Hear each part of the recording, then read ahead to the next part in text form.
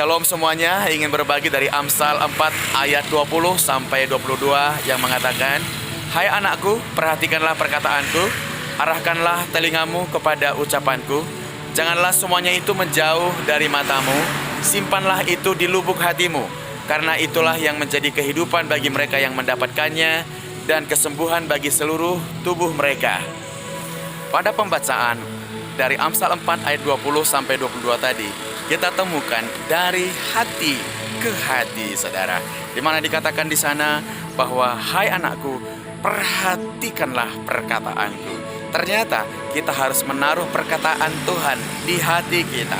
Saudara, saya pernah mendengar bahwa organ pertama yang tercipta ketika janin menjadi positif adalah jantung atau heart atau hati. Oleh sebab itu, apabila kita menaruh firman pada hati kita, kita mempunyai modal yang luar biasa untuk hidup ini.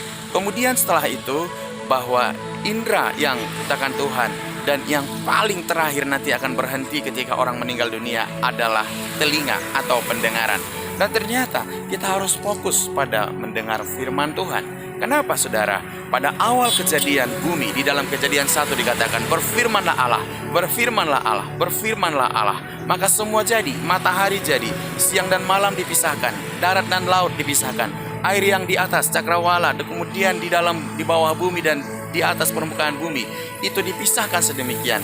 Kemudian tumbuh-tumbuhan, binatang-binatang, dan hewan-hewan, dan kemudian sampai kepada manusia, diciptakan Tuhan dengan firman-Nya." Memang manusia dibentuk Tuhan, tapi sebelumnya dia berfirman.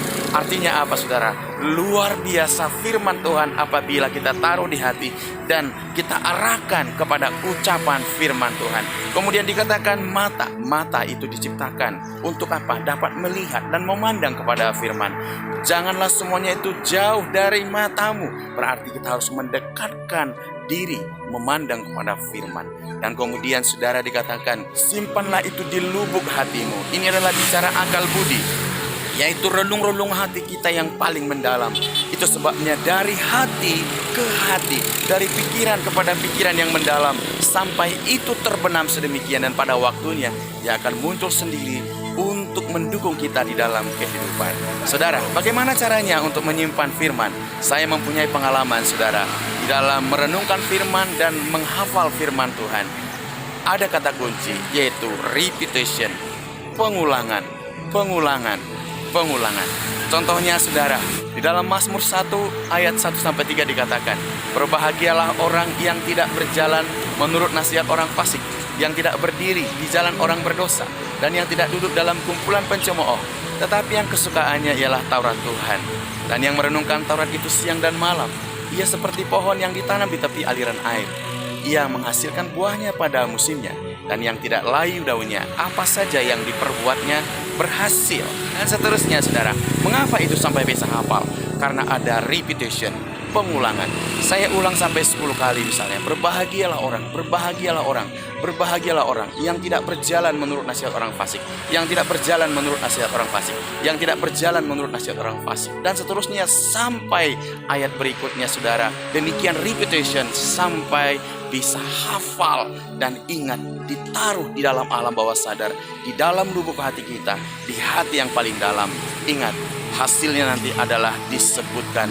Itulah yang menjadi kehidupan bagi mereka yang mendapatkannya dan kesembuhan bagi seluruh tubuh mereka. Jagalah hatimu dengan segala kewaspadaan, karena dari situlah terpancar kehidupan. Saudara, bagaimana caranya memancarkan kehidupan? Dimulai dari, "Hai anakku, perhatikanlah perkataanku, arahkanlah telingamu kepada ucapanku.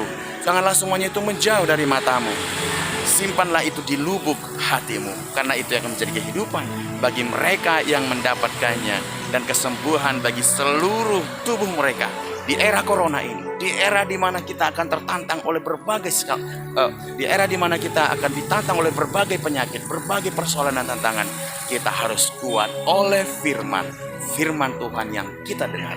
Tuhan memberikan kepada kita telinga seorang murid dan lidah seorang murid. Haleluya. Yesaya 50 ayat 4. Sehingga saudara, meskipun tersedia obat-obatan di toko-toko obat atau farmasi, lebih baik mencegah daripada mengobati. Artinya apa? Masukkan firman di dalam hatimu. Sehingga pada waktu terjadi persoalan dan masalah, kita tidak menanggulanginya. Sebab apa? Sebab di dalam diri kita sudah ada persiapan yang sebelumnya untuk kita bisa berkemenangan di dalam setiap persoalan. Tuhan Yesus memberkati. Shalom.